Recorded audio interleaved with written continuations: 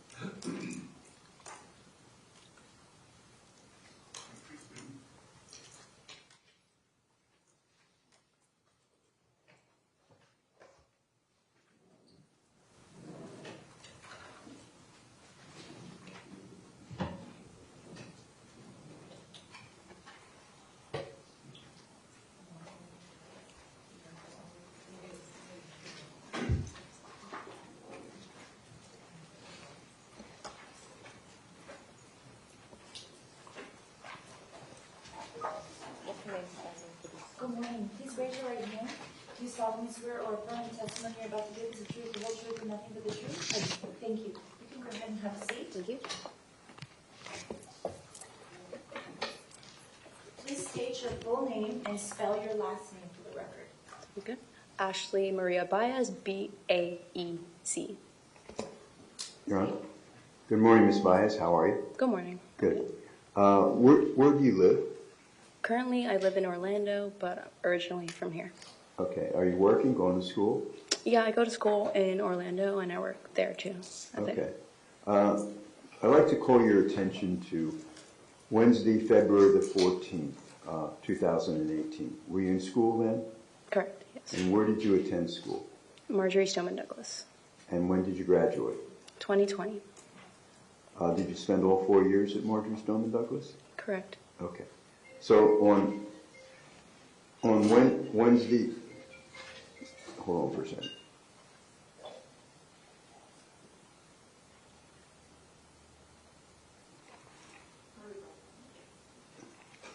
Sorry. Okay. On Wednesday, February 14, 2018, were you in school? I was in school. Okay. Do you remember where you were during fourth period? Yes, I was in band, in my In band band? class. Yes. Okay. And where's band? Band is in the main building. Okay. Let me show you.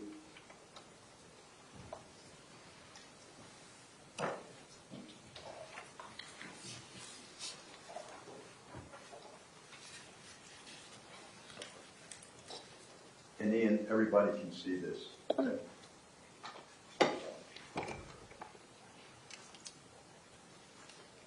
I'm going to show you, Ms. Baez, State's Exhibit number 1. And can you see that okay? On the Yes, screen? now You I can. Now I can. Okay, if you can wait a minute. Does this State's Exhibit 1, does it accurately truly depict where the band room was, where you were? Yes, it does. Okay, so what's going to come up is a place where you can, kind of mark it for us, okay? That's fine. Right. Is it showing on your? It's not. There's a row of colors that's going to come up at the bottom, but they're not up yet. Oh, now they there are. you go. There they are. Here, right there. Okay, all right. So that's where you were, and what happened during that fourth period? During that fourth period, towards the end of the day, I decided that I had to go to the restroom, and unfortunately, we weren't able to use the restrooms in that building at that time, so I had a choice in going to the freshman building to the right or to the cafeteria building, which was farther, so I ended up going to the freshman building. Okay. Did you ever have any classes in the freshman building? Yes, I've had. All right, so you knew, the freshman building, Yeah. where the restrooms were, the bathrooms, right? Yeah, I knew the layout. Okay, so how did you get there? You can maybe just trace it for us? Traces? So I exited the building where I drew the X, and then I just walked this way directly into And the right in building. there. Okay. So when you walk in the East doors, tell us what happened, if anything. As soon as I walked in, what's it called? I was headed straight to the bathroom. I realized there was obviously two people behind me. I don't know where they ended up going, but I directly went to the bathroom. I saw someone in front of me in the stairwell, someone higher up, an administrator or security, who looked freaked out. So I turned around because I saw him run up the stairs. And then as I turned around, I saw the shooter coming out of the stairwell. And then I immediately turned back around, and that's when the firing started. And that's when I ran to the bathroom to my right side, but unfortunately it was locked, so I ran directly to the left side. Luckily there was a classroom unlocked, and I made my way in there. Okay. So were you injured in any way? Yes. While I was in the hallway, I didn't realize at that moment, but I had been injured in the leg. Okay. And what kind of injury did you have in the leg? I had a bullet wound enter my right leg and then explode on my left side. Okay. So it went in one leg and then went into the other leg. Is that right? Correct. Okay. I'm going to show you now State's exhibits, State's exhibit, or I've showed these to the defense, Ron. Okay. State's exhibit 2D, 2E, and 2F. First, let me show you 2D. Do you recognize who that is? Yes. Who is that? That's me. Okay. And I'm going to show you 2E and 2F. So does 2E and 2F show, I know there's a bandage on one, but Yeah. does it show where one in one leg and hit the other leg? Yes, it does. Your Honor, at this time, I'd like to offer 2A, 2E, 2D, and 2F. Is there any objection? Yes, ma'am, just briefly.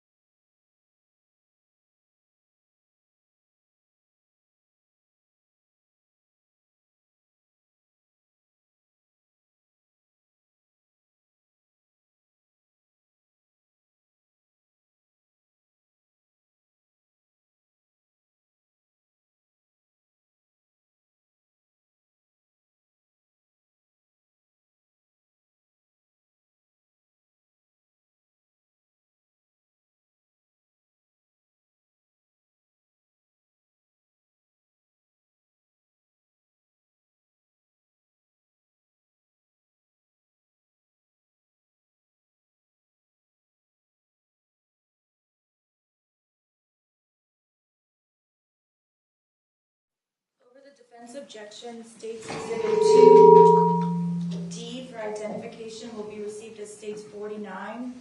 State's Exhibit 2E for identification will be received as State's 50. And State's 2F will be received as State's 51.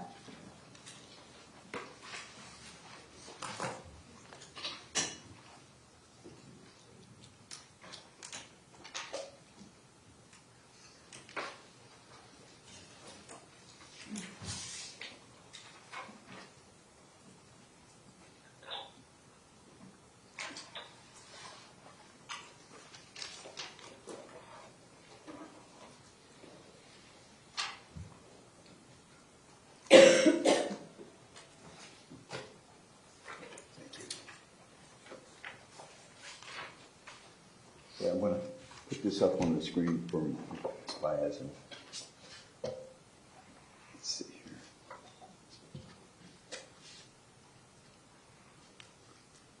Who is that? That's me. Okay, and is that you? Where are you when this picture was taken? In the hospital. Okay. How many surgeries did you have? I ended up having 4 surgeries. Okay. And here's State's Exhibit 51. That, I'm sorry for the record, was State's Exhibit 49. This is State's Exhibit 51. Pardon? Yeah.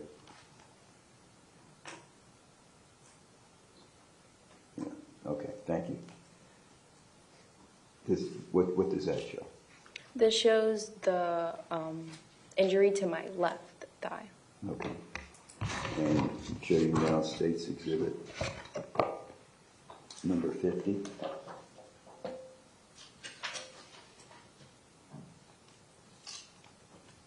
What's that show?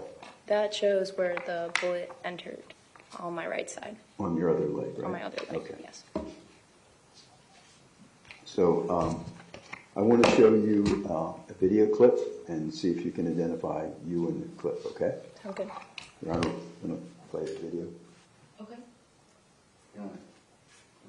Objection. Is there video in evidence, Mr. Sachs? It's an evidence. It's on S19. It's in evidence, and you need a sidebar? Yes, ma'am.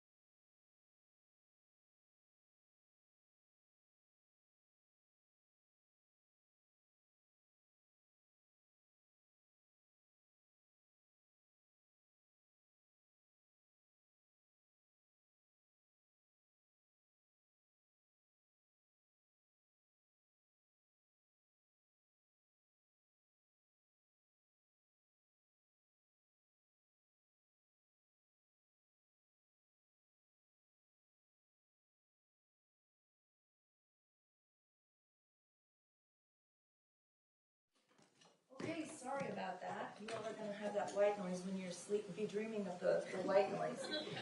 We do that, so I think I told you this before, we use those headphones as opposed to taking the jury out every time we have to discuss something that doesn't involve the jurors.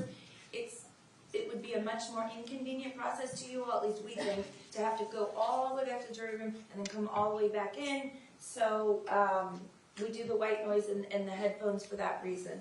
Okay, at this time, I'm going to overrule the defense objection to publishing the video, and Mr. Sachs, you may publish the video at this time. Thank you, Your Honor.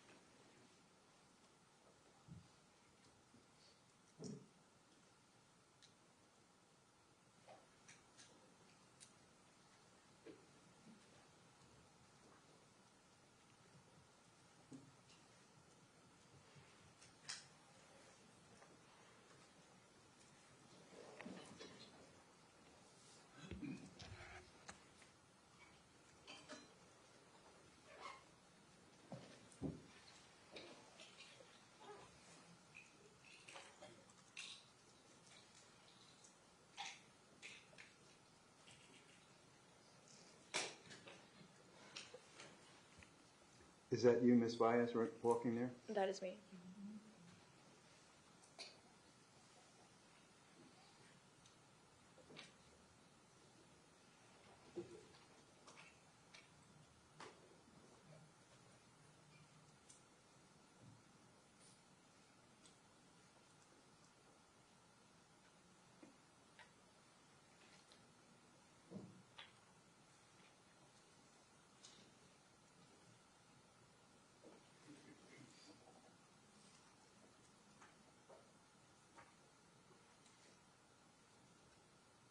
That's you, right?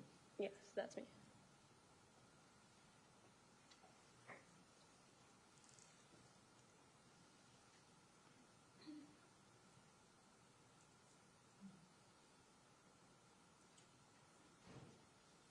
Okay. We're going to pause it here. Okay. And you guys want to Do you cross have or any anything? questions? Okay.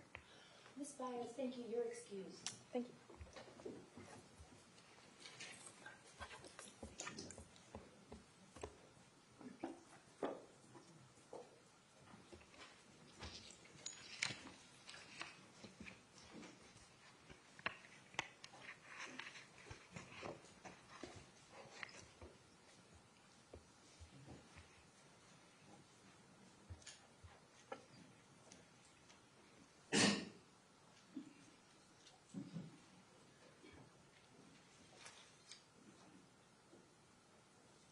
Ladies and gentlemen, we're going to continue the video that you have just begun watching, but we excuse the witness so that you would not have to watch herself being injured. But it is part of the same video. Mr. Sachs, whenever you're ready. Thank you.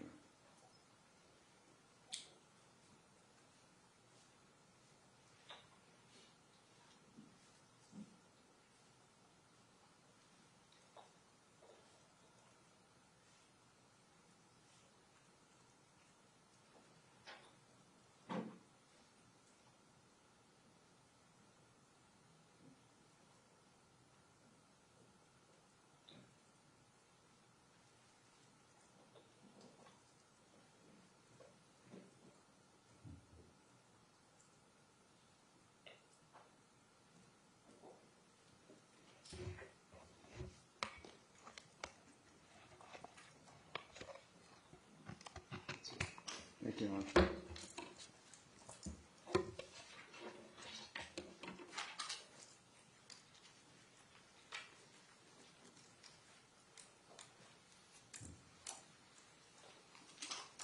State whenever you're ready, we call your next witness. Genesis Valentin.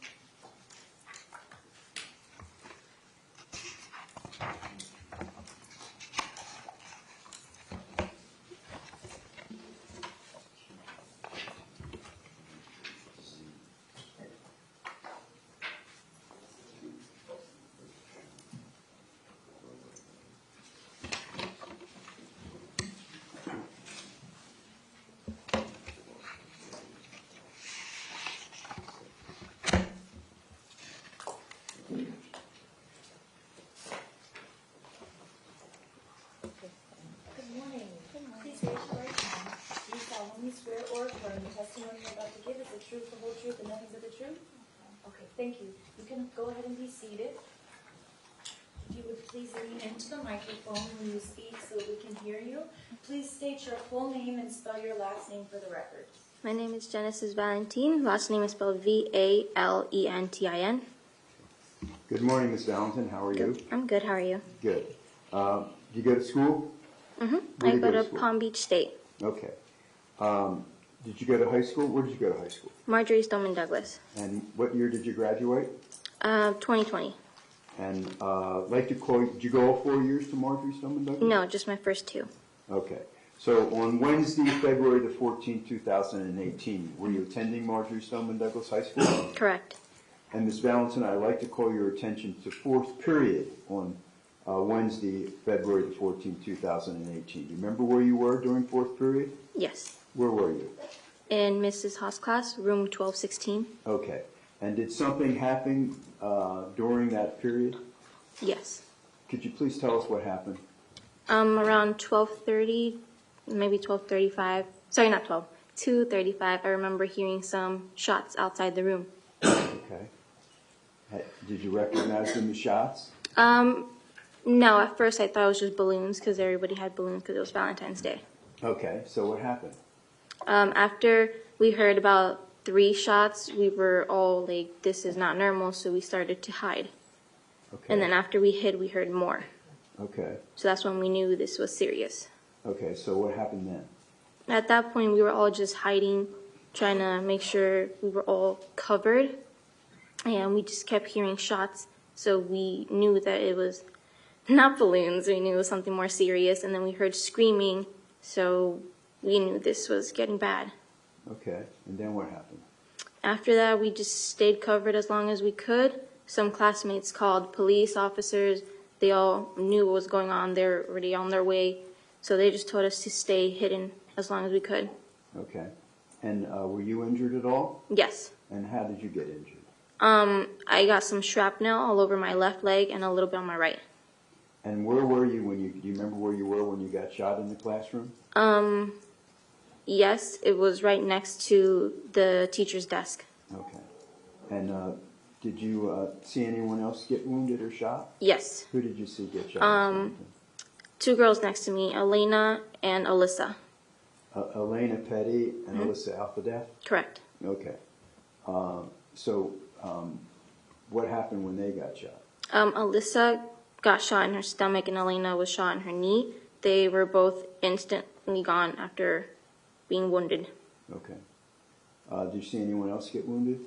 Not right away, but after we were escorted, I saw another kid, Alex, I believe was his name. Okay. Alex Schachter? Mm-hmm. Okay. All right. Did you see the shots coming in? No, I was hidden. Oh, you were hiding? Yes, correct. Okay. And do you remember the best, I know you can't remember exactly, but the best you can guess, how many shots went into 12-16, if you can recall? Not sure. I'm pretty sure it's more than 3. Okay. All right. Let me show you now. I've showed these to the defense room. State's Exhibit, Ms. Valentin, 24A, 23Z, and 23Y. Do you recognize that? What are they? What, all 3 photographs, what do they show? These are my shrapnels on my left and right leg. Okay, and that was taken when you were in a facility to get treated? Okay.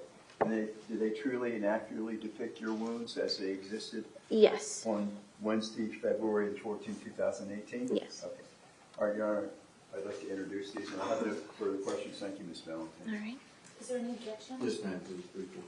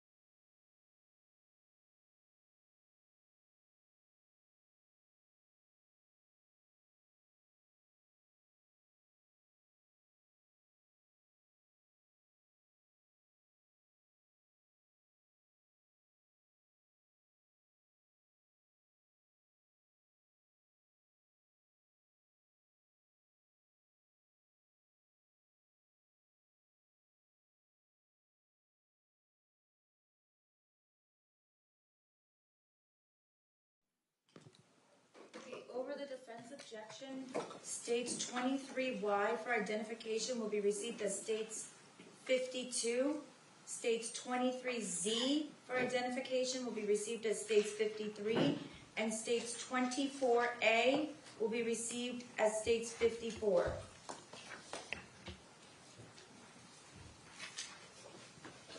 Your Honor, I have no further question. Ms. Valentin, can she be excused? Sure. Do you have any questions? No, ma'am.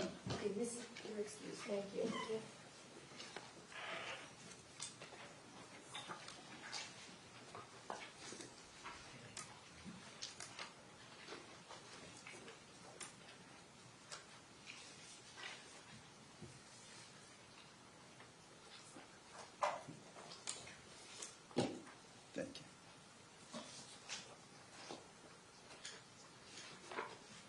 May I publish these, Your Honor? You may.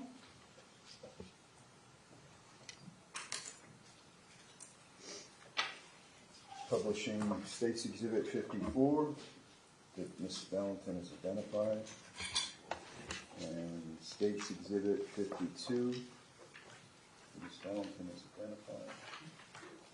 identified, and States Exhibit 53 that Ms. Valentin has identified.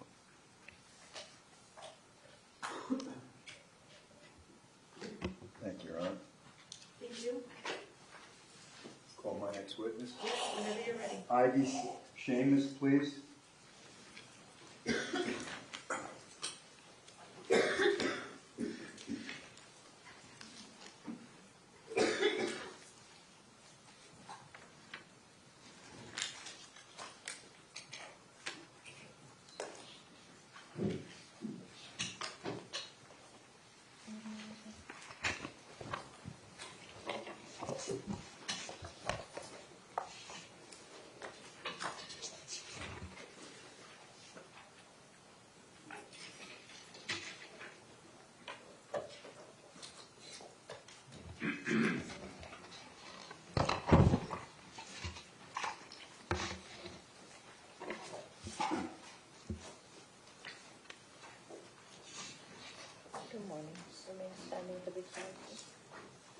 Good morning. Please raise your right hand. Do you solemnly swear or affirm the testimony you're about to give is the truth, the whole truth, and nothing but the truth? Yes, ma'am. Thank you. You can put your hand down and please be seated.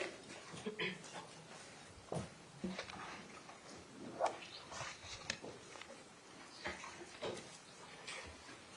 you would please speak into the microphone and state your full name and spell your last name for the record. Sure. My name is Ivy Schamis. It's Schamis. Okay. And Ms. State Schamis, whenever you're ready. thank you. Ms. Schamis, are you employed? Yes. What do you do for a living? Well, for about 20 years, I was a social studies educator at Marjory Stoneman Douglas High School in Parkland, but I am currently an office administrator at Milton Gottesman Jewish Day School of the nation's capital. Okay. And you were at Marjory Stoneman Douglas from what years? From 2001, and I was employed until the beginning of 2020. Was that Marjory Stoneman Douglas, was that your first teaching assignment? No, I taught a couple of years in Dade County and then took a break to raise my children and then started up again at Broward. Okay. And I'd like to call your attention to February the 14th, 2018. You remember that date? I do. Okay. And where were you teaching at that time? I know you were teaching at Marjory Stoneman Douglas, but where in the campus? Yes, I was in room 1214 on the first floor. Okay. And how long had you been in that classroom, as assigned that classroom? Yes, that classroom was my classroom since the building was erected in 2009. So I was the only teacher in room 1214 the entire time. Okay. And what were you teaching? I was a social studies teacher. That day I taught international relations, academic elective, and history of the Holocaust, another academic elective. Okay. And 1214, the class next to you is classroom 1215? Yes, I think so. Well, let me show I you. don't remember the classroom numbers. States Exhibit Mark 7.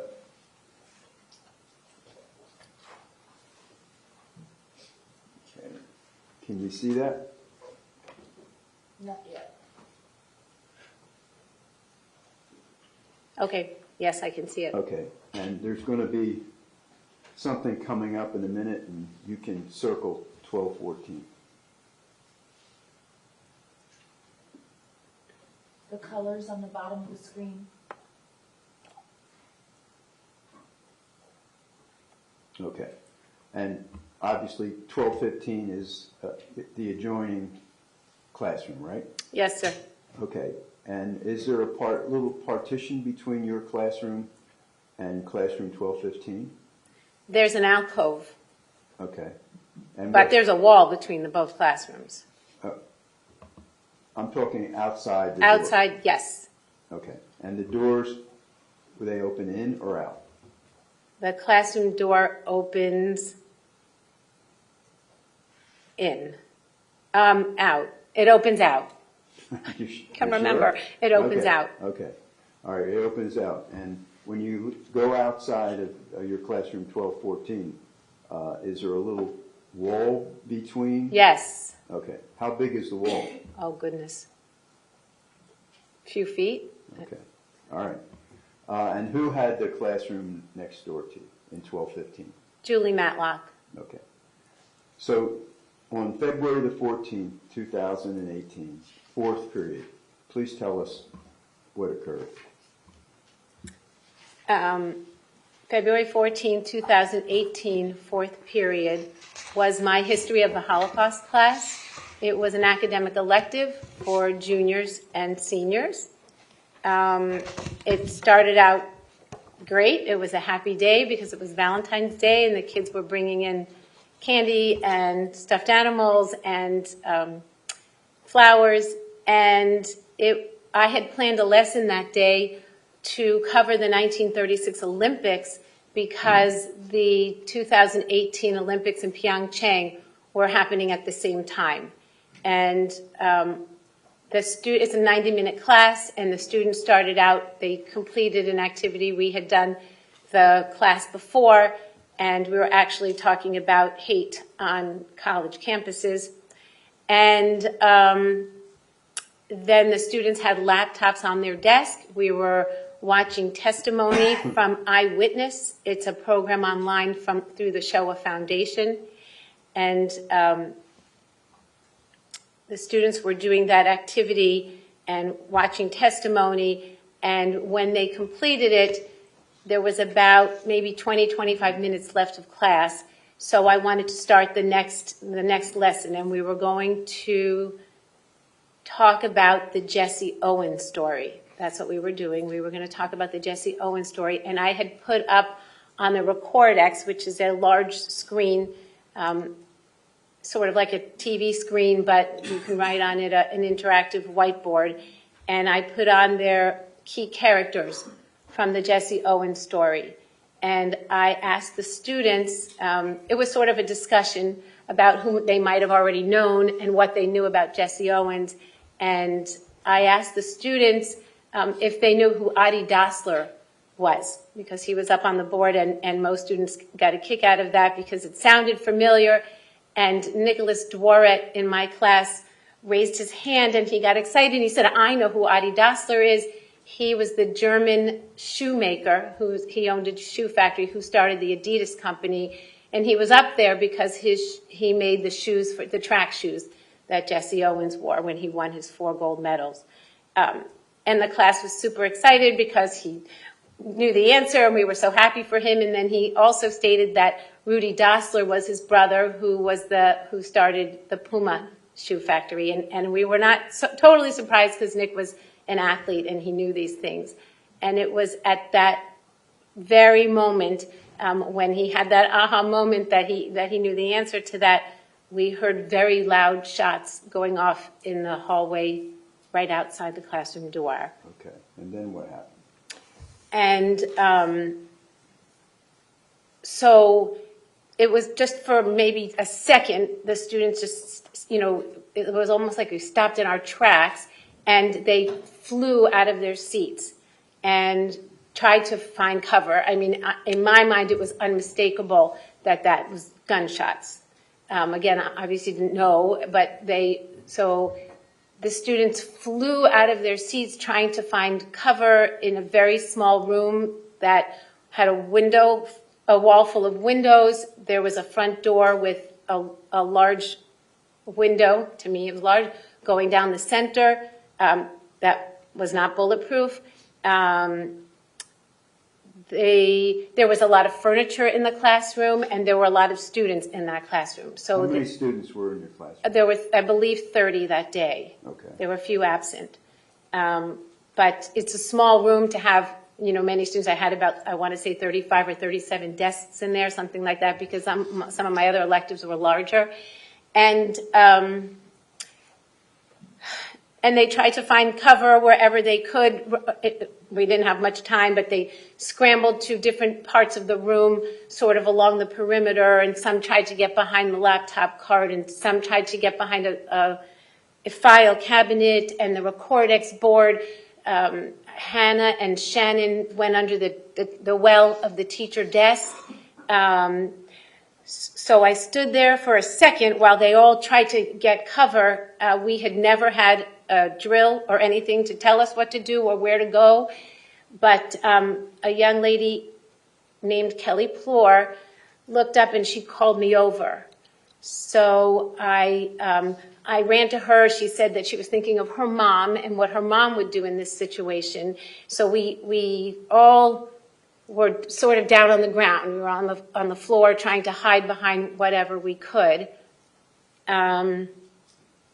And it was really seconds later that the barrel of that AR-15 just ambushed our classroom. It came right through that glass door, the glass panel in the door, and was just shooting everywhere. It was extremely loud. It was very frightening. And I kept thinking about these kids that should not be experiencing this at all. Okay, and did you see anyone wounded? I did not see, we were all close to the ground, like laying on the ground. I did not see any anything at that time, no. Okay. All right, so what happened next? So from where I was laying on the floor with Kelly, I could see the handle of the door. The door was locked, but it really wouldn't have mattered because whoever was out there, shooter or shooters, which we didn't know at the time, could have easily put their hand through the panel of the door and opened the door. And then I thought, well, that was it.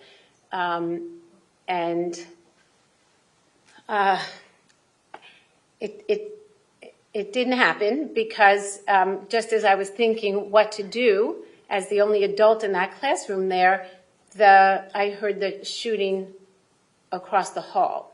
Okay. And how long did you hear the shooting? You heard it down the hall? Did you hear it anywhere else? Yes. And at some point a fire alarm went off, so it was hard to hear everything that was going on. We heard it down the hall, and then we heard it further. But nobody moved. Nobody moved because, and again, I found out later, I think from some of the he did come back. We were worried that whoever it was, that the killer or shooter would come back, and so the students were quite mature. I was unbelievably proud, and they were incredibly brave. Just shh. They shh, shh. No one said anything. Very, very quiet. Just worried that it was going to happen again. All right. Did you hear anything above you? I might have. I mean, on the second floor. Or anywhere? We might have heard, but then again, the fire alarm at one point went on, so it muffled sounds of the shooting. Okay. And how long did you wait before there was a police response? So, like I said, we were very, very quiet. I think students were on their phone trying to get service or texting their loved ones or their boyfriend or girlfriend. So maybe between 15 and 20 minutes we waited for someone to come rescue us. But the young lady, Kelly, who was next to me, was able to get a bar of service. So she said, I heard her saying to 911, 12:14. So I thought they would come soon because they knew what room we were in. Okay. And when the police came, did you see anyone who was injured? So when the police came, they were screaming. SWAT was screaming in the hallway and got into the classroom door the same way that I thought anyone else would get in. They just stuck their hand through that glass panel and told us to put our hands up and was screaming for the injured. So that's when I saw the 4 students that were injured in my class. And who did you see injured? Daniel Menescal and Isabel Checker, Samantha Grady, and then Samantha Fuentes. Okay. And was there anyone who that you saw that wasn't wounded, who wasn't moving? I didn't, because they told us, don't look. They were screaming at us, screaming, because they said they didn't find the shooter, and so they could have been anywhere, so they were screaming at us to put our hands up and not to look down and to run out. Okay. All right, let me show you now State's Exhibit marked 3S for identification. You know who that is? That's my girl, Helena. What's her full name? It's Helena Ramsey.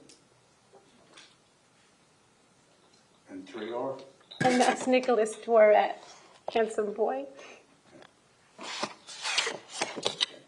At this time, Your Honor, I'd like to offer State's Exhibits 3S and 3R. No objection. States 3R for identification will be received as States 55, and States 3S, as in Sam, for identification will be received as States 56. Your Honor, I have no further questions of Ms. Schamis.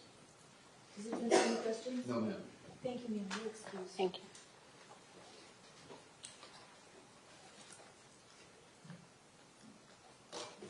May I, as soon as she leaves, may I apologize? Sure.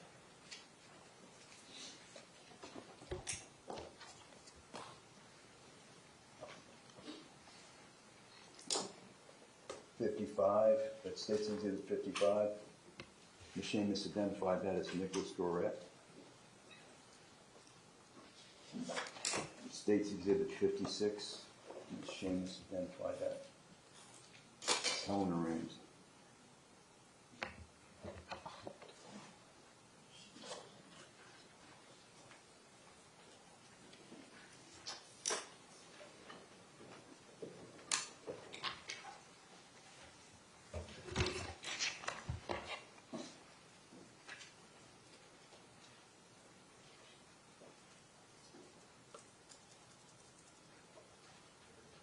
Take a break, Ron? Sure. Okay, ladies and gentlemen, at this time, we're going to take our morning break. Please do not discuss the case among yourselves. Please do not begin deliberating or have any discussion about the facts of the case or what's gone on in here. Thank you very much.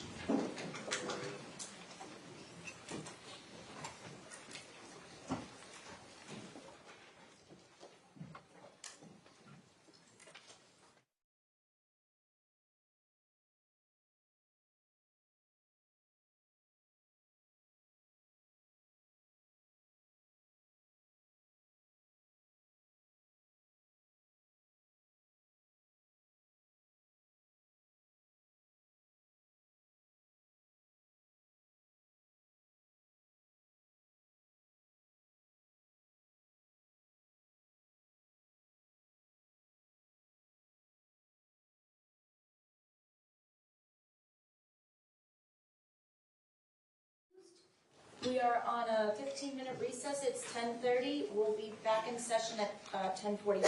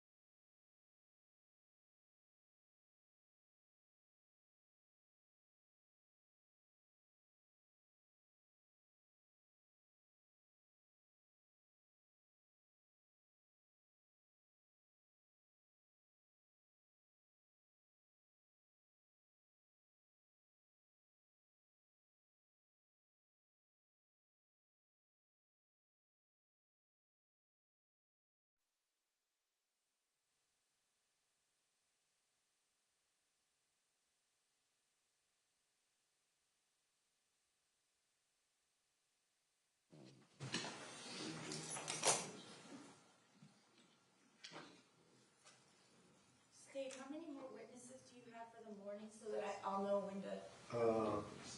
1, 2, 3, 4, 5.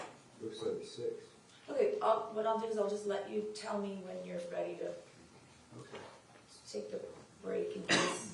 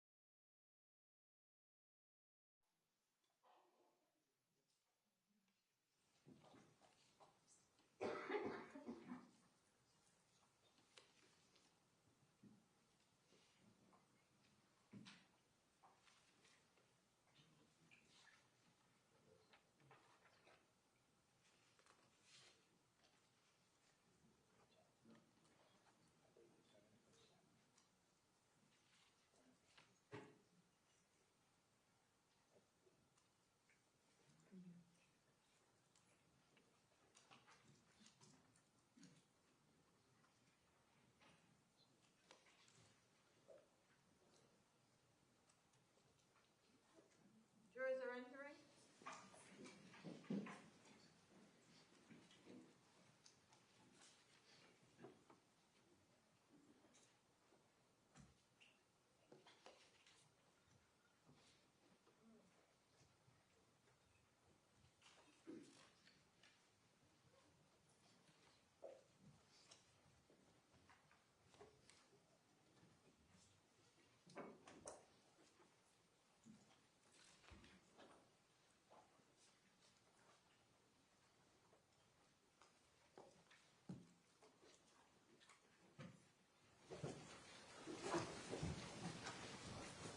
Okay, the jurors are present. Everyone else may be seated. State, go ahead and call your next witness. Thank you. Joletta Matlock.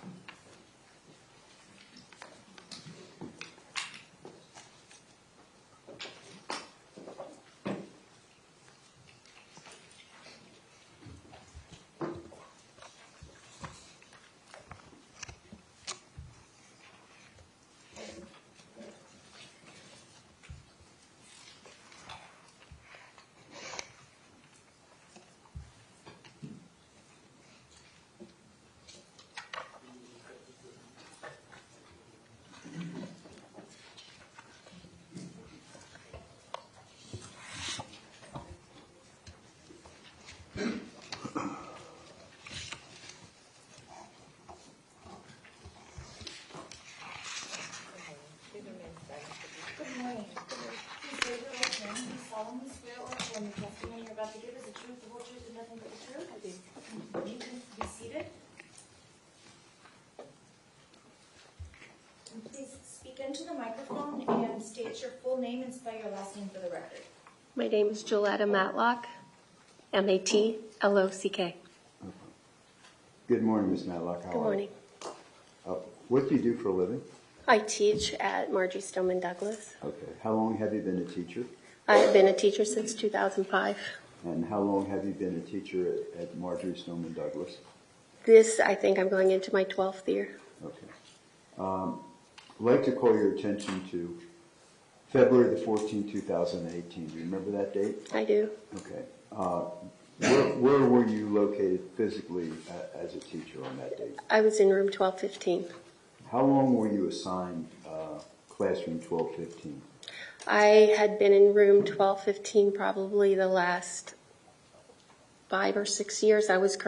Before that, I was on the 3rd floor in room 1257. Okay, and do you remember who was in classroom, what teacher was in classroom 1214? Ms. Schamis. Okay, and she was right next to you, right? Correct. Do you remember who was in your classroom in 1218 on the other side of you? Miss Sinich.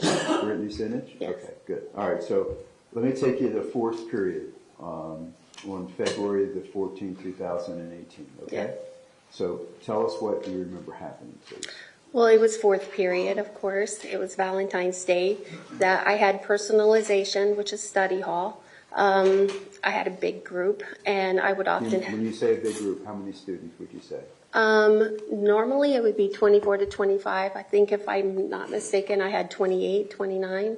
And then I would also have students coming from other personalization classes into my class to share time with me or help me grade papers with the permission of other teachers.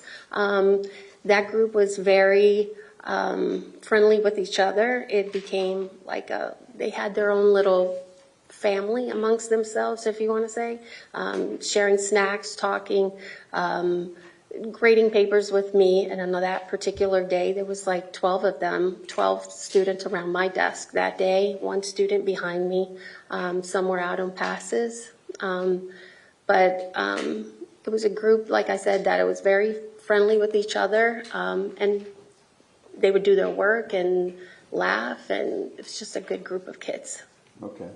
So what happened? Kids were working together. Like I said, I had kids around my desk, like 12 kids around my desk. Some were out. It was my desk. When you walk into my classroom, you go to the left, and there's a little small space, and then there's a closet or a cabinet, if you want to call it. And then my desk was catty corner to where there's like a built-in desk in the back where there's a printer and everything. So my desk was catty corner to the door. You couldn't see the door from where my desk was. So it was almost at the end of the day, and Before you continue, Yes. let me show you State Exhibit 3Y and ask you if you can identify that. That's my classroom. Is that your class? Does that accurately depict your classroom as it existed on February the 14th, 2018? Mm-hmm. Does it accurately depict where your desk was and where the door is? Yes. Your Honor, at this time I'd like to offer State's Exhibit 3Y, please. Is there any objection? No objection to 3Y. States Exhibit 3Y for identification will be received as States 57.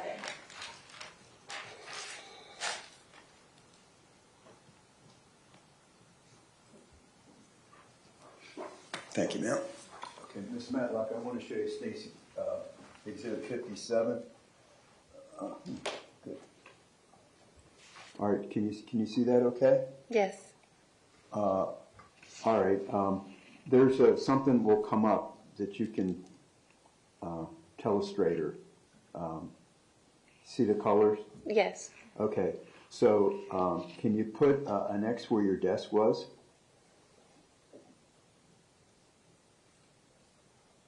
Okay, and obviously the door. Do you want me to put an X on the door? Yeah, you can put an X on the door, that's okay. And that's the window in the door, right? Correct. Okay. All right, so go ahead. Tell us what happened. So it was towards the end of the day, and I heard like 3 loud bangs, and I stood up, and I don't even remember part of saying to get down, but I was told by students, I said, how did you know to just run so quickly to my side of the room? And they said, I told them to do that. But part of my memory doesn't even I know I said, to get down, but part of me doesn't remember saying all that I said. Okay. So they got down. I stood up, pushed my chair back, and the students got up underneath my desk and all the way as far as they could in the corner and up against where the closet was towards the desk. And then I walked to that little piece of the wall that was by the closet, in between the closet and the door, and I stood there by that door. Thinking that it was the drill that they had told us that we would be having, since we had a training in the auditorium in January, and they said there would be a drill forthcoming of an active shooter, or a code red, some type of code red drill. I thought it was that drill. I said, this is it. They're trying to catch us off guard. And what day then? Valentine's Day. So I stood by the door in that little piece of space that was there, and the kids were nervous, of course, and I was telling them to be calm, that it's okay, it's just a drill, that it's going to all be fine. And then the sounds just kept coming, and I moved towards the front of the door, and when I was in front of the door, the glass fell out on my feet, and all I could think of, and I didn't have a phone with me, I always kept my... When you say the glass fell out, you talking about the glass in the door? Yeah, the glass in the door. I was standing in front of that door when the glass fell in front of on my feet, and I remember I walked towards the student's desk, and I was still in front of the door. I walked in front of the student's desk, and I looked at the students hiding behind my desk and in that corner, and I told them, I said, oh boy, now this is really bad. Whoever's conducting this drill, somebody could have gotten hurt through the glass. And then I walked back towards the students, and I told them, it's okay, just relax. I kept thinking that it was a drill. Okay, then what happened? And then after that, I went, there was a student that was standing next to me that he didn't want to leave my side, and he was there for the whole entire moment until SWAT came in, but he didn't want to leave my side.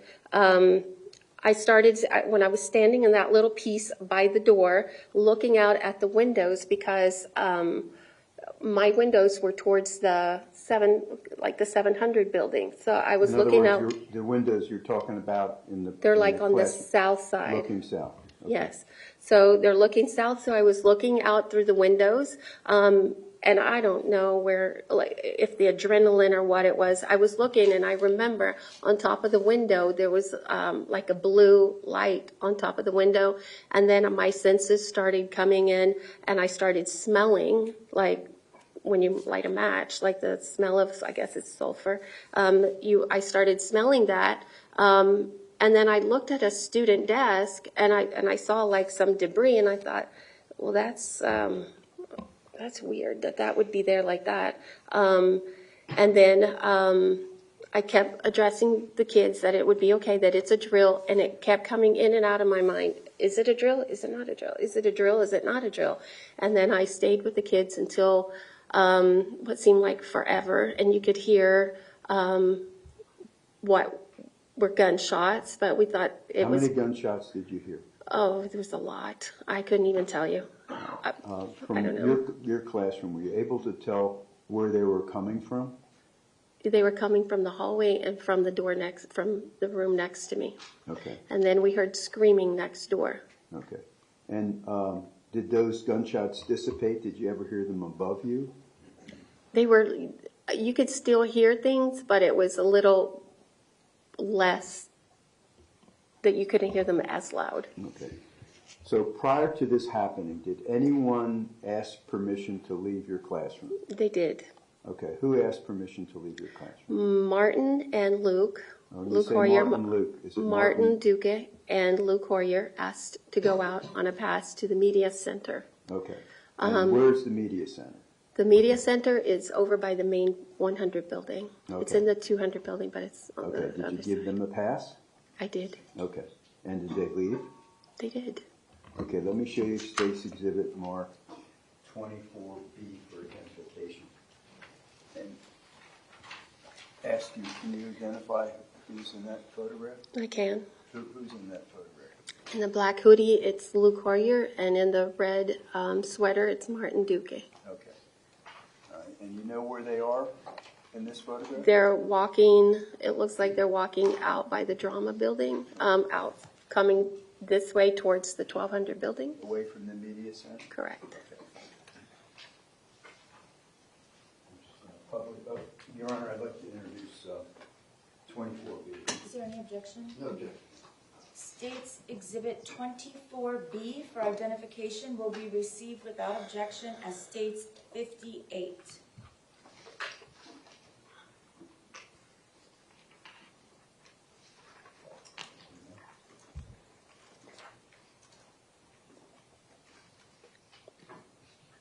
Okay, could you just describe, you said the one in the kind of red is Martin, Martin Duque Aquino? Yes. And the gentleman, the boy in the black is? Lou Poirier. Okay. All right, so did anyone else leave your classroom? Yes. Anna Martin, Sofia, Delia went up to the second floor to Miss Bergen's to take a test. Gina Montalto asked to go to the little alcove that was in front of my room to do some kind of project that she said she had to speak into it was a speaking portion of it that she wanted to speak into her laptop, into her computer. I asked her if she wanted to go to the media center. She did not. I asked her if she wanted to go to a different teacher's room. She did not. She wanted to sit right there by the classroom, and when she was done, she would come back inside. Okay. And I also had Charles Cahill, who had gone to the media center but had come back. Okay. When Gina left to work on her computer outside your classroom, remember how long before the shooting started did she ask permission to do that? It was probably about 1:30, 1:40. Okay. Let me show you now.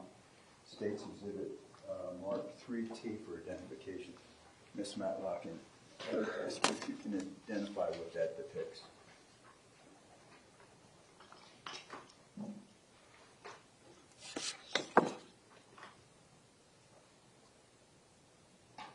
Okay, that's my room. And is that your room in 1214? Yes. Okay. And does that photograph truly and accurately depict the doorways, how they existed on February the 14th, 2018?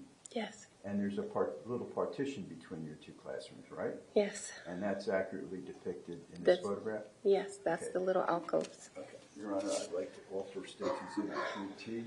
Is there any objection? Yes, ma'am, please. Mr. Sessom, may I see the photo? Oh, absolutely.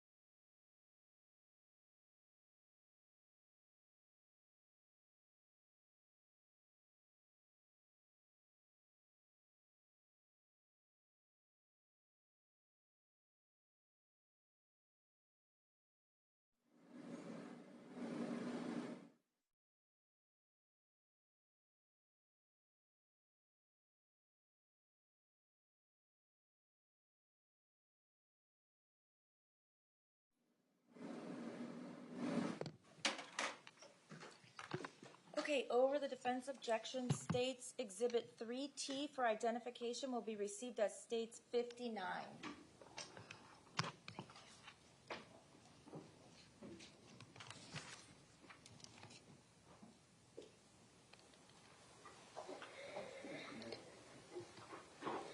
And Ms. Matlock, now it states 59. I want to show you that. And I want you to, can you see that okay?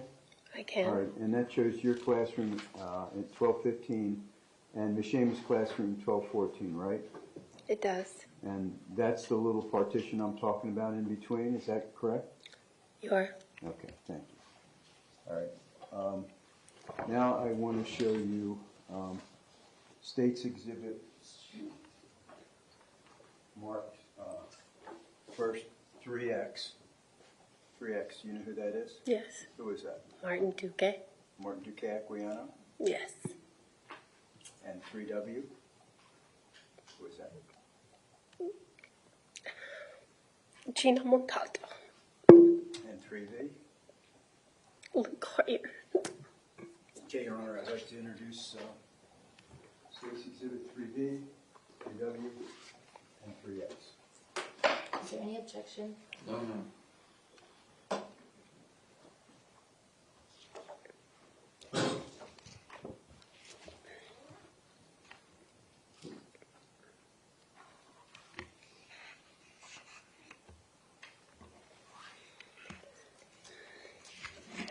Thank you. States 3V as in Victor for identification will be received as States 60.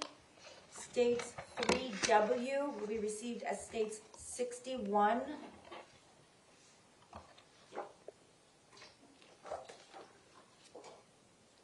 And States 3X for identification will be received as States 62. Your Honor, I have no further questions of Ms. Matlock. Do you have any questions? Then may I publish the photos after she leaves me? Yes, sir. Thank you, ma'am. You're Thank you. excused.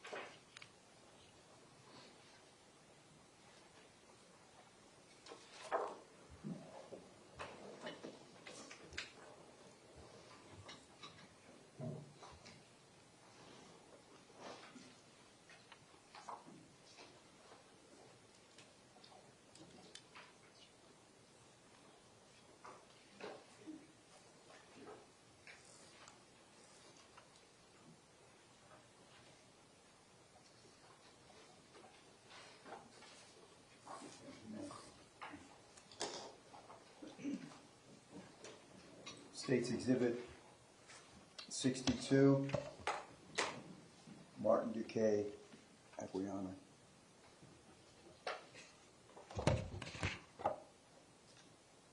States Exhibit 61, Gina Montalto.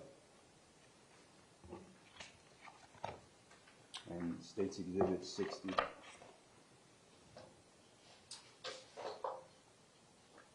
Luke Hoyer.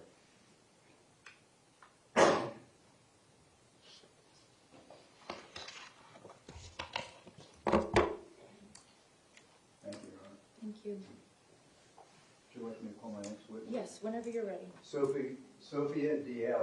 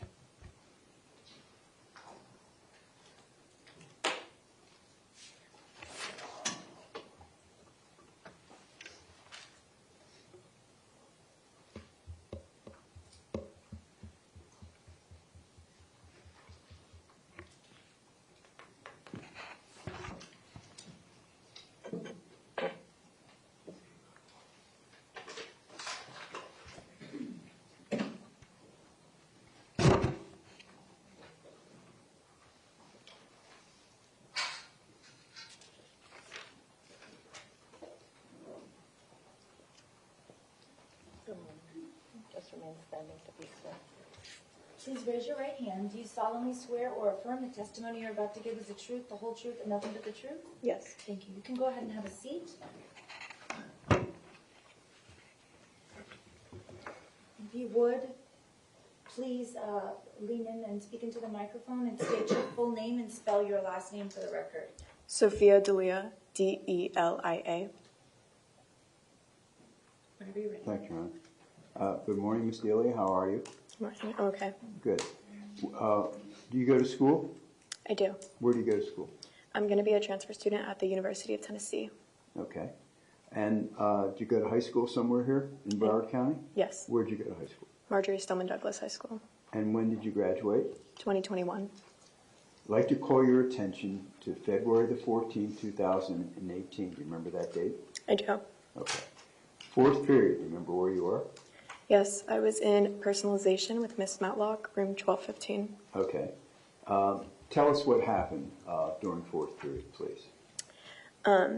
I walked into the class, and then shortly after, I had to go upstairs to the second floor with Miss Bergen to make up a test that I had missed previously. I went with my friend Anna. She had also missed the test. Is that Anna Martin's? Yes. Okay. After we finished the test, we walked to the second floor bathroom because I was the only one unlocked. And we got stopped by a staff member who asked for our hall pass. Okay. And we showed it to him. It was fine. We went back down the opposite stairs, walked back to our class, and knocked on the door. And as we were waiting, we made small talk with Gina. Okay, where was Gina? You talked about Gina Montalto? Yes. And was she in your class in 1215 too? She was, but she was outside working on her computer. Okay. And you spoke to her? We made small talk. Hey. Okay. What position was she in? She was sitting down. I think maybe her legs were outstretched, and she was working on her laptop. Okay. And that was where in reference to 1215's door? I believe there's a little indent in the door, and she was sitting in that indent by the door. Okay. And you had small talk with Gina, and then what happened? And then we got let in the door. We took our seats, which were the closest ones to the door. I was in front of Anna, and she was right behind me. I noticed that Luke and Martin weren't in the class anymore. When you say Luke, you talking about Luke Coyer? Yes. And Martin Duque Aquiana? They Yes. weren't in the class? Okay. I just assumed they had to go make something up. A few minutes later, there was a knock on the door, and Anna went to go open the door. And right before she was able to do that, the gunshots started. And I don't remember, but I was sitting at my desk, and then I was underneath my teacher's desk. So I ran over there, the whole class ran over there, and we all hid. And then the gunshots kept going. The fire alarm went off. It kept going. It got a little bit distant, but it was still very, very loud. And then law enforcement came into the room, told us they were clearing our room, not to look around, that they didn't want us to see what was in the hallways. So I was looking down at the ground, and I stepped on glass. And then when I got out the door of my classroom, that's when I saw the blood everywhere and 2 bodies, and then we ran out of the building. Okay. And when Anna was going to answer the knock at the door, did you get a chance to see who was at the door? No, I did not, but I later found out that it was Luke and Martin at the door. Okay. Do you remember how close she got to the door? I believe fairly close, Okay. but there just wasn't enough time. Okay. And did you go to the same place where Anna went to, after you heard the shots? Yeah, the whole class was by our teacher's desk. All right. Thank you, Sophia. Your Honor, I have no further questions. Do you have any questions? No. All right, thank you, miss. You're excused. Thank you.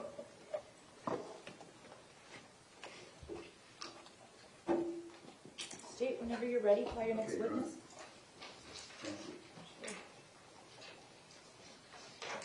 Ronit Reoven.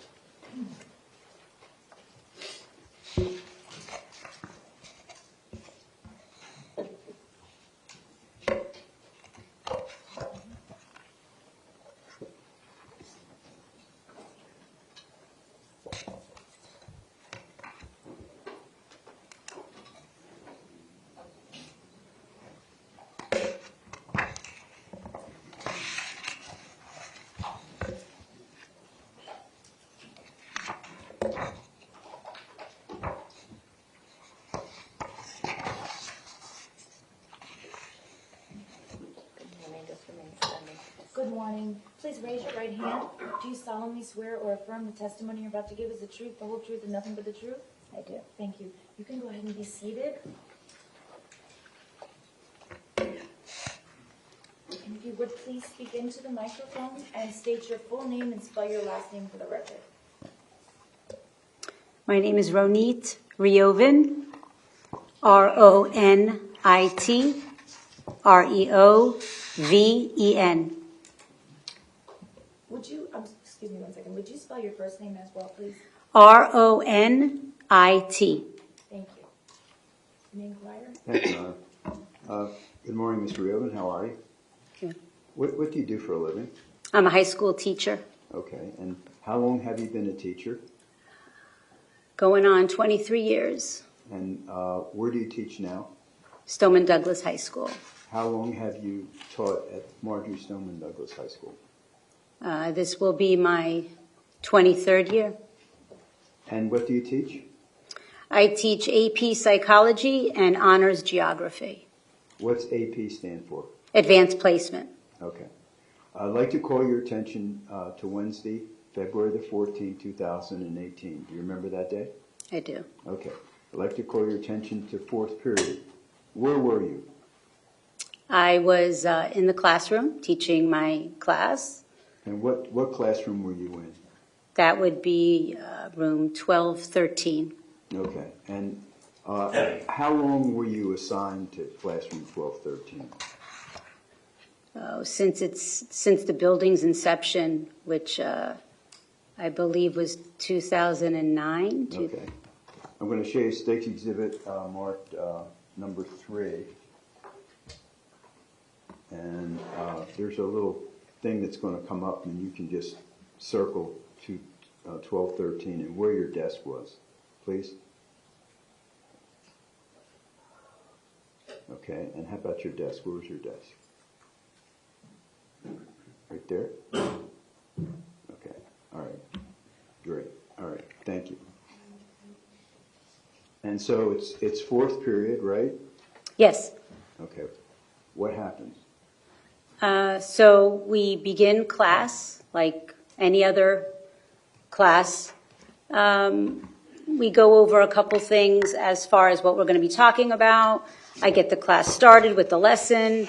It's a lecture-based course, so it's mostly me in front of the class going over things, explaining things. I have things up on the board. We have demonstrations. I'm going through the lesson with them. Students are sitting and taking notes, asking questions when needed. And we go through the period as normal.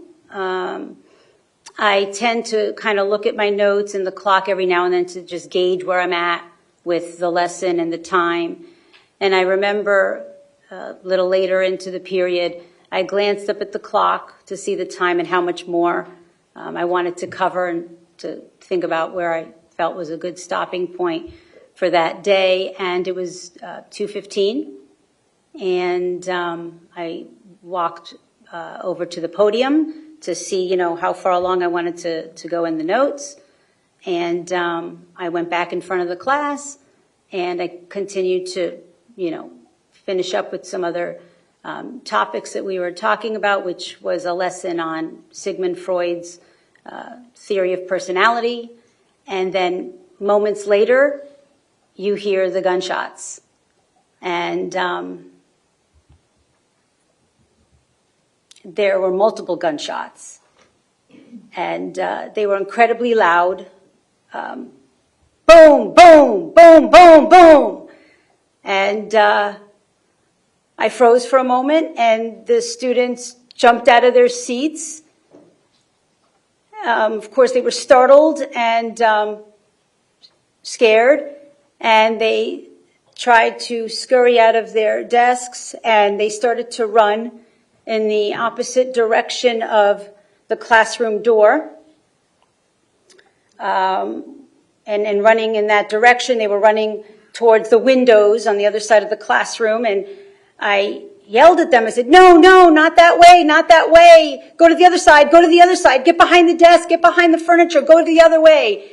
So they went from one direction of running towards the windows, which I guess they did out of instinct. You run away from where there's danger. You run away from where you hear something scary. So they ran that way towards the windows, and I yelled at them to run the opposite direction. So they hurried themselves off to the other side and jumped over the desks and my desk and around the podium and tried to get as close as they can behind my desk and whatever furniture I had by that opposite wall of the windows, which is the wall that is on the same, which is the wall where the classroom door, the side of the classroom door. And in doing that, they would be out of the line of vision. Okay. Away from the door. Away. They'd be on the side of the door, but away from where they would be seen. We had a glass panel.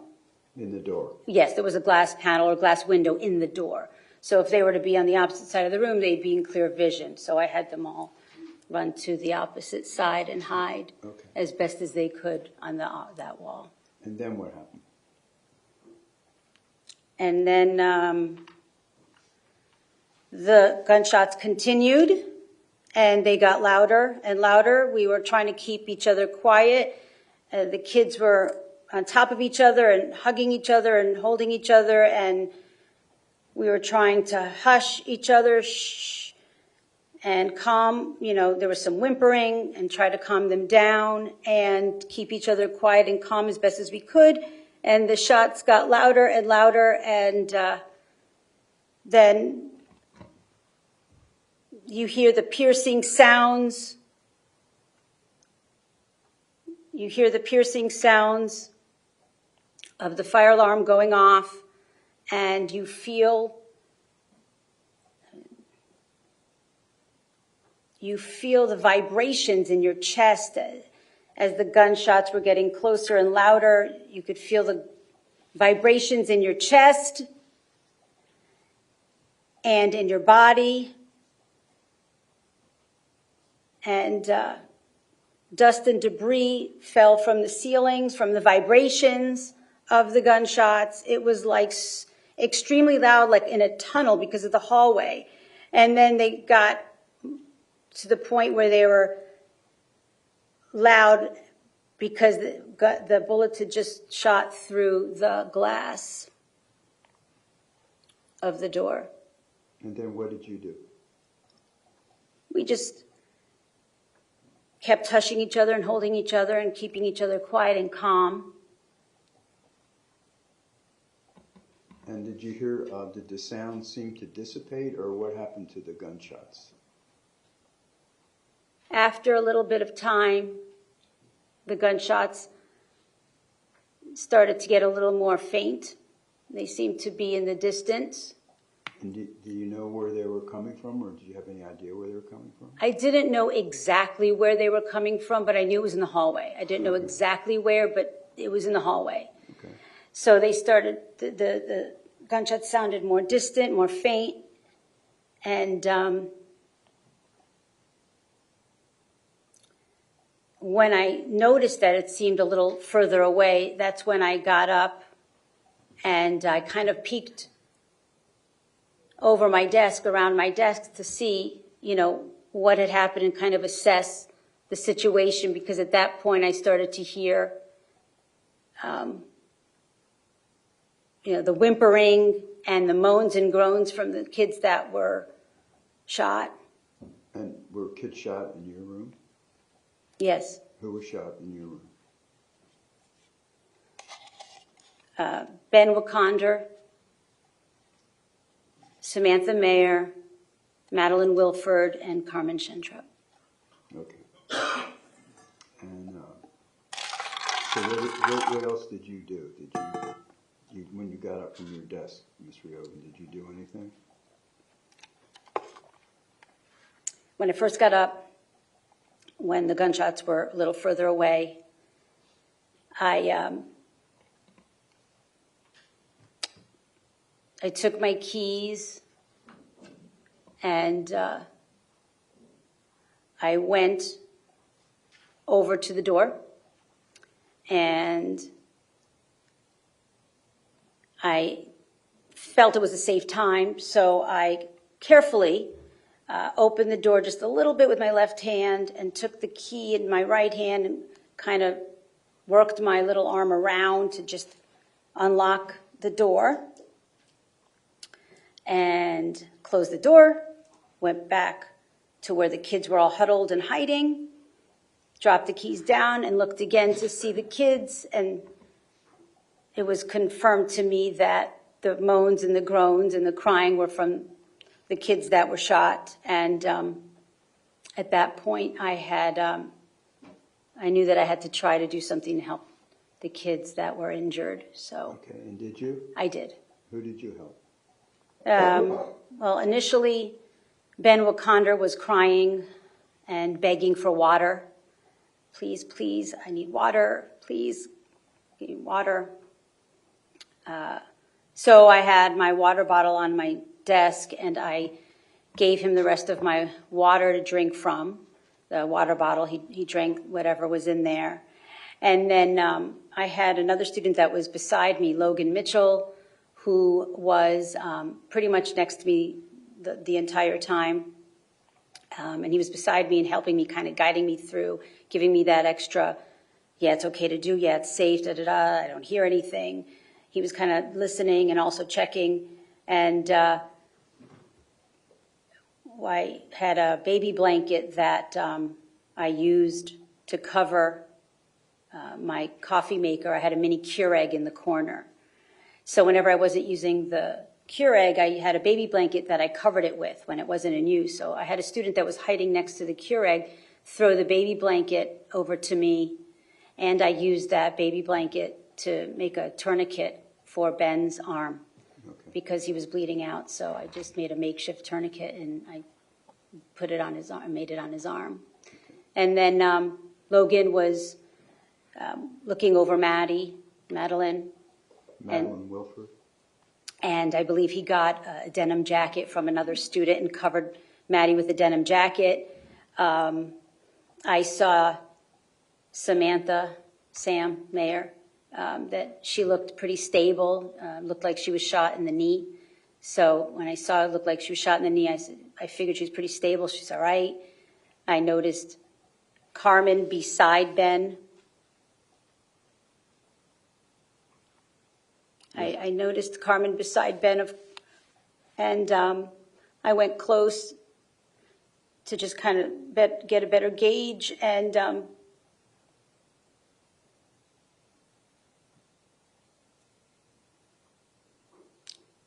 she wasn't moving,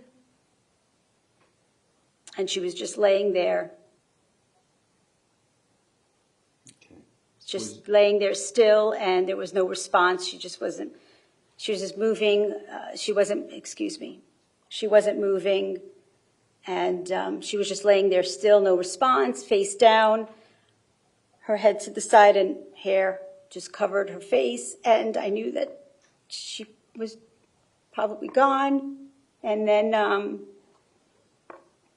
I went over to Maddie, and I took a look at her, and it was hard to tell where exactly she was shot. I knew she had multiple gunshots, but I couldn't tell exactly where, but I wasn't clear as to where. So because I wasn't clear as to where the shots hit her, and I knew there were multiple ones. I was afraid to really move her because of the position that she was in. She was propped.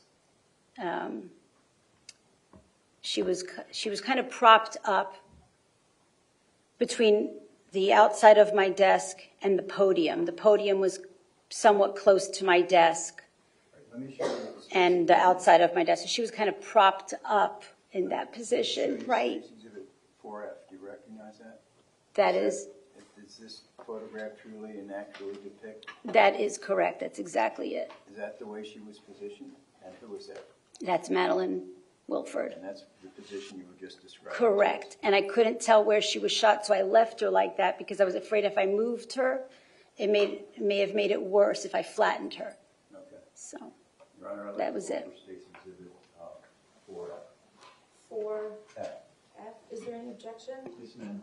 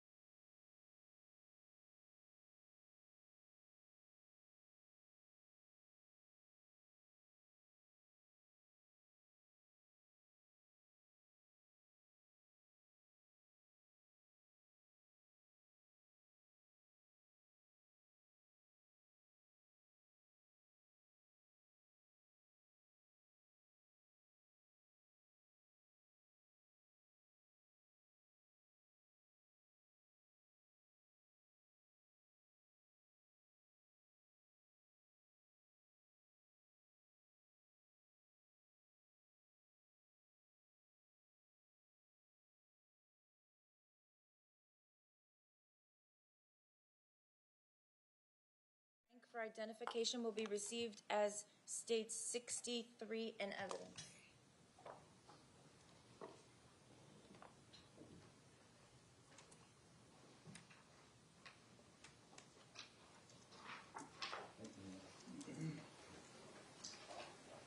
And now I'm going to show you, Ms. Reoven, State's Exhibit 63, the photograph you just identified. That's the position you described as Madeline Wilford in? That's correct. And was Danielle Gilbert in your classroom? Yes, she was. Okay.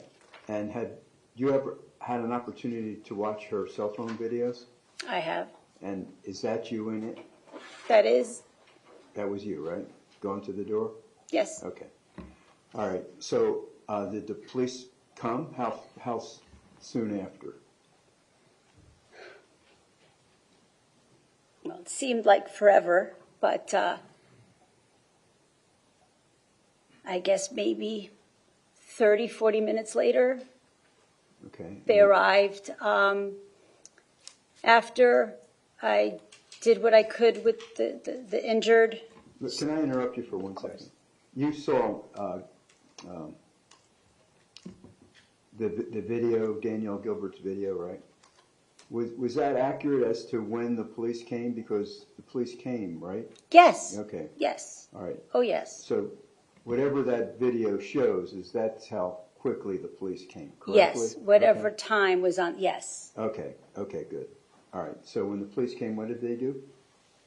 So when the police, we heard the police arrive at the building, and you could hear them start going through the hallways and calling all kinds of code numbers and whatnot, going through the classrooms. And I went over to the door and tried to get their attention as soon as I could get them to our classroom because we were hit. And I went over to the broken glass in the window, or the broken window, and just tried to get their attention with me, calling for help, psst, psst, help, help, come here, come here. And moments later they came and, opened the door for them, and they hurried in and they started to, shout, how many down? Who's down? How many down? And how many injured? And the kids just shouted out answers, and of course then they saw, and they started to take out the injured students first. Okay. And let me show you State's Exhibit 4B for identification and ask you, who is this? That's Carmen Chentrup. I'd like to offer 4B, Your Honor. Is there any objection? No, ma'am. Without objection, State's Exhibit 4B for identification will be received as State's 64. I have no further questions of Ms. Reoven, Your Honor, just permission to publish when she leaves the stand. Friends, any questions? No, ma'am. Okay, thank you, ma'am. You're excused.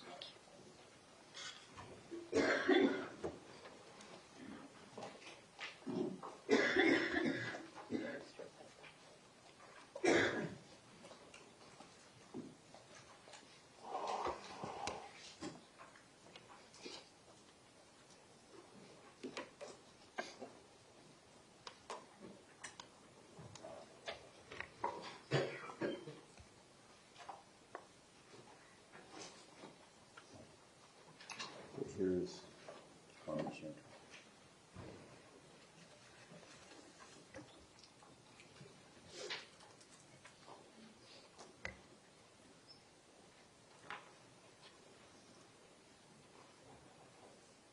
State when you're ready, you can call your next witness. Samantha Mayer.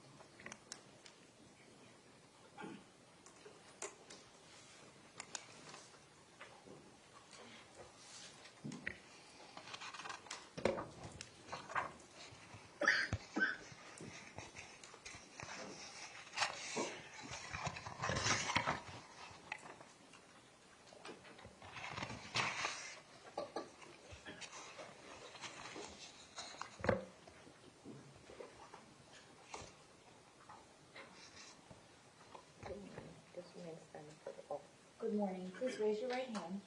Do you solemnly swear or affirm the testimony you're about to give is the truth, the whole truth, and nothing but the truth? Yes. Okay, thank you. You can go ahead and have a seat.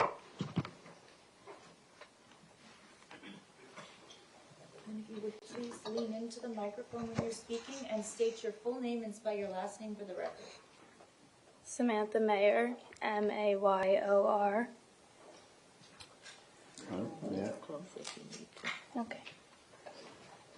Good morning, Ms. Mayer. How are you? I'm okay. How are Okay, you? I'm good. So do you go to school? Yes. Where do you go to school?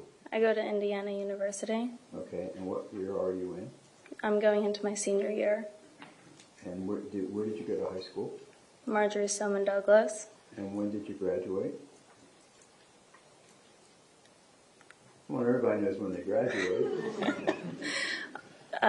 2019. Okay. All right. I'd like to call your attention to February the 14th, 2018. You remember that day? Yes. Okay. I want to call your attention specifically to fourth period. Where were you? Miss Reoven's classroom. Okay. And that was, do you remember what classroom that was? I believe it was 1214. Okay. The lady that just left, that was your teacher, Miss Reoven? Yes. Okay. All right. Would 1213 be more accurate? Yes. Okay.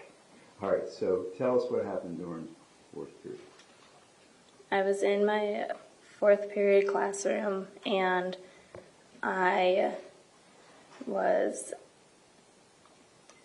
we were learning some sort of psychology lesson, and I was sitting in my desk, which was about the middle of the room, and during the middle of the lesson, we started to hear gunshots, Okay. and I didn't really know what was happening. I didn't know where they were coming from or anything. And everyone kind of looked around and then, got out of their seats and started going to the corner of the classroom that was on the door, away from the windows. And we were all sitting on the floor, and I wasn't on the side with the door. I was on the wall that touched both the window and the door ball. And we heard gunshots, and then the gunshots started going into our classroom. And I remember closing my eyes and not looking and still not knowing what was going on. And then they stopped, and my classmates started screaming and moaning, the ones who were hurt. And then I realized that I couldn't really move my leg, and I didn't know why. Ben was kind of falling on me, so I couldn't tell if that was why it was hurting. And then Was that Benjamin Wickander? Yes. Okay.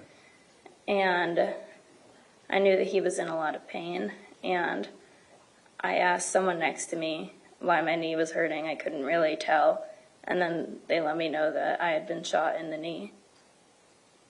And then I heard someone on the phone with 911, and they then said that I had also been shot. And I remember Miss Reoven taking clothes or anything that she could find and coming over and helping to wrap people's wounds. And then I remember someone knocking on the door and trying to get into the door. And that's when I started saying, don't open it, don't, because I couldn't see anything. Right. So I was saying, don't open it. I was terrified for who was going to be let in. And then it was police officers who were letting us out.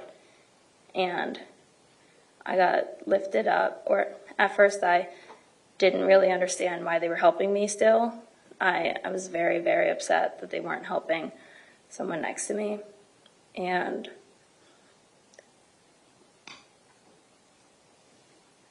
Did you get carried out? yeah, I got carried out. Yeah.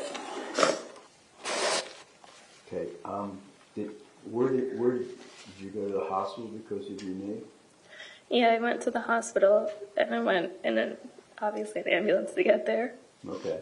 And what was wrong with your knee? I mean, I know you got shot, but what happened to you? I believe that it shattered my kneecap. Okay. And did you have surgery? Yes. And do you have any after effects from that? Yeah. What are some of the... Well, sometimes I overcompensate on one side because I'm still nervous because my left side was injured, so I kind of overcompensate with my right side. Sometimes I feel a lot of pain in it, a lot of soreness. And sometimes when I work out too much or do things that I used to do just fine, it hurts. Okay. Let me show you State's Exhibit 4D. And do you recognize who's in that photograph? Who is Yes, that's me. And does that show where your injury to your knee was? Yes. Okay. Is this accurate, truly and accurately depict the injury to your knee that happened on February the 14th, 2018? Yes. Okay. Your Honor, I'd like to offer this, please. Is there any objection? No, ma'am. Okay, without objection, State's Exhibit, thank you. This one. 4D for identification will be received as State's 65. Your Honor, thank you. I have no further questions of That's any Ms. Mayor. questions? No, ma'am. Okay. Thank you, Ms. Mayor. You're excused.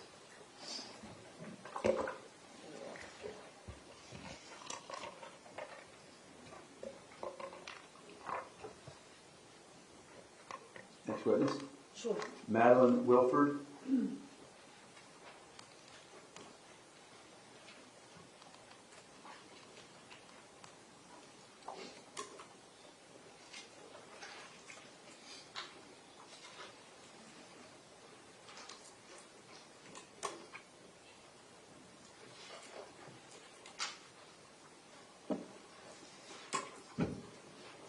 While she's coming in, Your Honor, I have You may.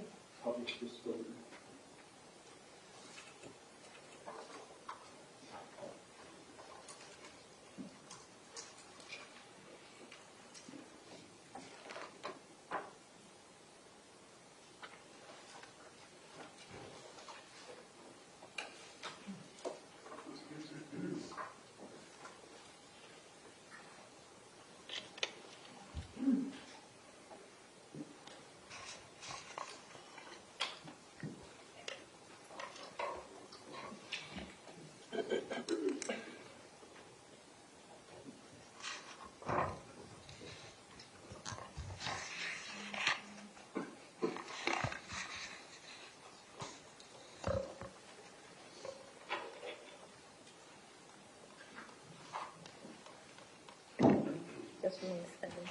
Good afternoon. Please raise your right hand. Do you solemnly swear or affirm the testimony you're about to give is the truth, the whole truth, and nothing but the truth? I do. Okay, thank you. Go ahead and sit down and put your hand down. Put your hand down and sit down. If you would please lean into the microphone when you're speaking and state your full name and spell your last name for the record. Madeline Wilford, Wilford. Good morning, Ms. Wilford. How are you? Good. Good. Are you going to school? I am. Where do you go to school? Southern Utah University. I'll be a junior this upcoming year. Okay. Where did you go to high school? Stoneman Douglas. And did you graduate from Stoneman Douglas? Yes. What year did you graduate? 2019. Okay. I'd like to call your attention to February the 14th, 2018. Do you remember that day? Yes. I'd like to call your attention specifically to the fourth period of that day. Were you in school? Yes. And where were you during fourth period?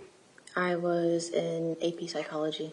With Ms. Reoven? Correct. And was that classroom 1213? Yes. Okay, could you tell us what happened? We were just going about class like normal, and we heard shots. It took us a second to realize what was happening, but when they were fired off again is when we started to move and hide. I was stuck between the teacher's desk and her podium, and then I was just hiding until I felt myself get hit. I didn't know how many times. I just knew I was hit, and I tried looking behind me to see if anyone could help me, but all I saw was blood on the floor. So I just kind of turned around, and when the fire alarm went off, I also thought that hopefully, like, they knew what was going on and so that they were coming soon, but I ended up passing out. Okay. And then What's the next thing you remember after you passed out? I was in and out of consciousness until I fully woke up that Thursday night, Friday morning. Okay. And so, do you know what happened to you? Yes. What happened to you? I was shot 4 times in my right arm, my right lung, some of my ribs on my right side, and I had surgery on my abdomen. Okay. And how many surgeries have you had? 3. 3. Are there any after effects from your surgeries? Thankfully, I had a great orthopedic surgeon, so I'm able to use my hand, but I still do have trouble breathing with my lung. Okay. Okay. And you passed out and you didn't remember how you got out of the classroom. Is that correct? I briefly remember hearing the responders, but I mean, I didn't really and I remember being in the ambulance, but I don't remember much. Okay. Okay. Thank you, Ms. Wilford. Your Honor, I have no further questions. Do you have any questions? Thank you, Mr. X. Logan Mitchell?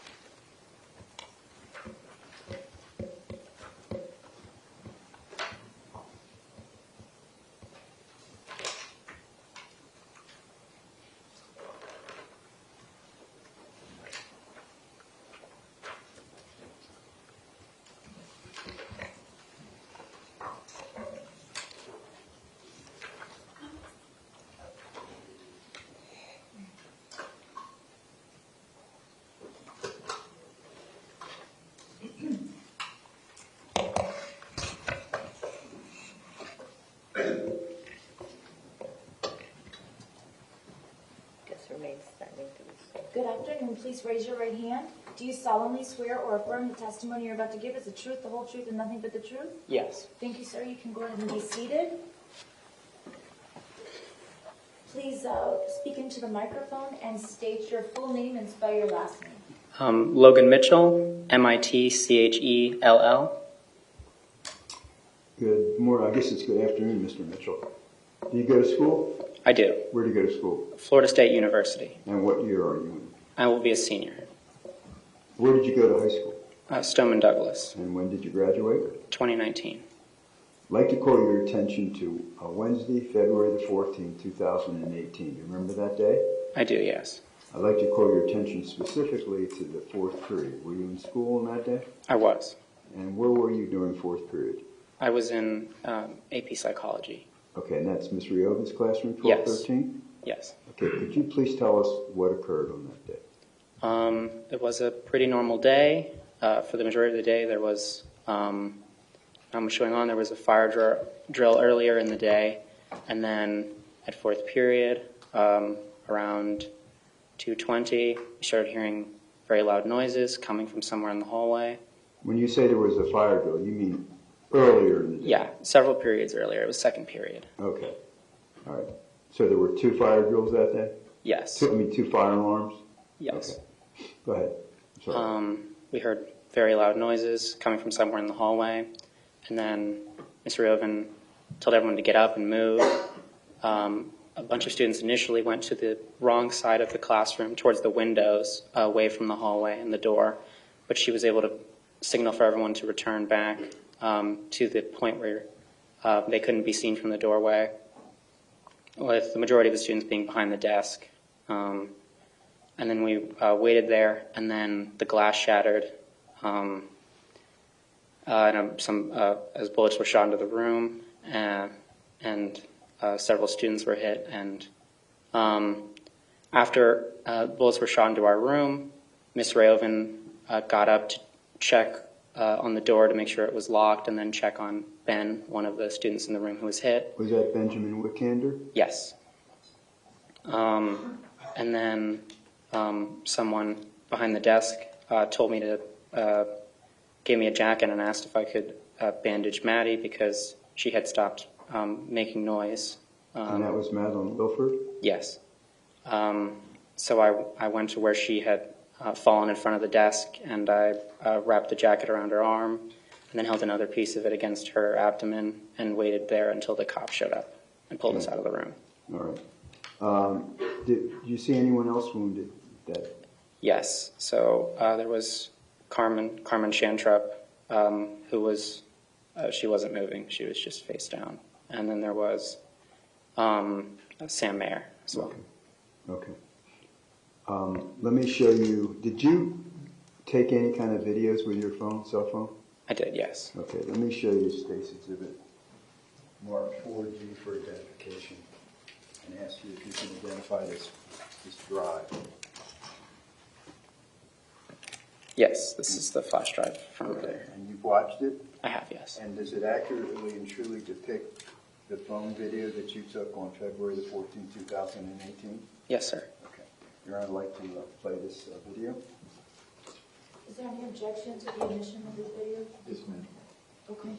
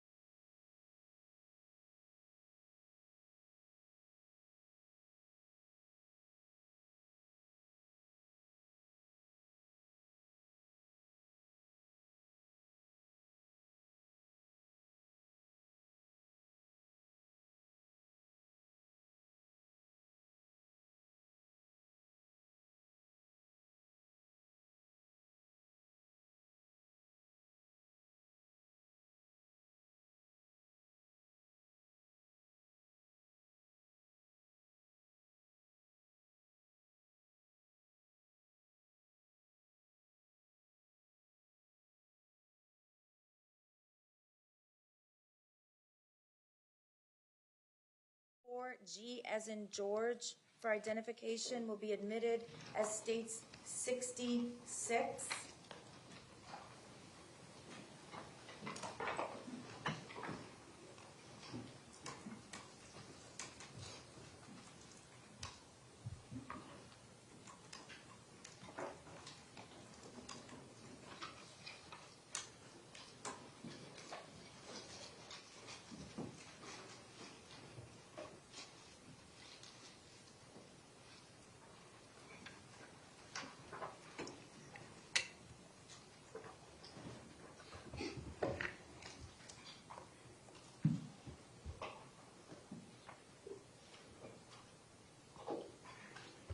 Your Honor, I don't have any further questions of Mr. Mitchell. If there's no cross-examination, we can play it while he's... Okay, thank you, sir. You're excused.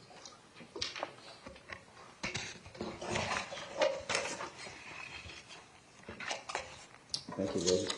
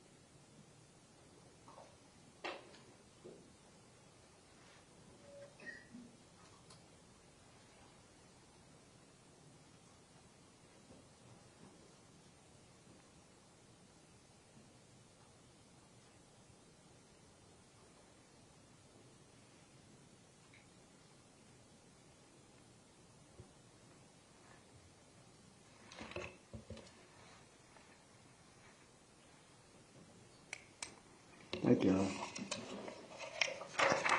And that's for this morning. Ladies and gentlemen, we're going to recess for lunch. We're going to follow the same procedure that we did yesterday. I would ask that you please be back at 1:45 and meet the sheriff's office in the same way that you've done all of the other days this week. Again, 1:45, it's 12:15 now, 12:17 now, so that gives you an hour and a half. I hope that's enough to get in and out of security and all the way up to the 17th floor. If it isn't, the sheriff's office will let me know and we'll adjust the time again tomorrow until we get it, or not tomorrow, but Friday, until we get it down to the sufficient amount of time for you all. Please remember, do not discuss the case, do not begin deliberating, do not have any discussions of any sort about the facts of the case, about what's gone on in the courtroom while you are on recess. Other than that, I hope you enjoy your lunch, and I'll see you at 1:45. Thank you.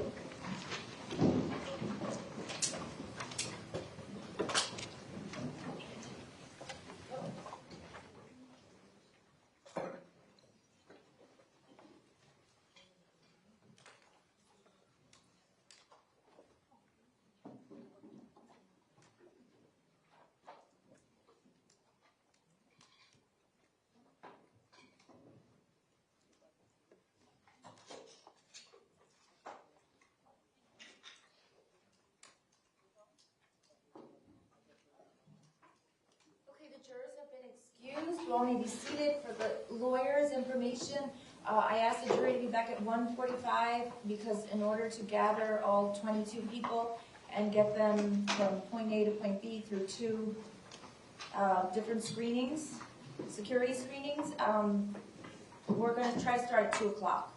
I've asked them to be back 15 minutes early so that we can get them through everything that they need to get through. So if you all can be ready to start back at 2, that would be great. And other than that, we're in recess. Thank you.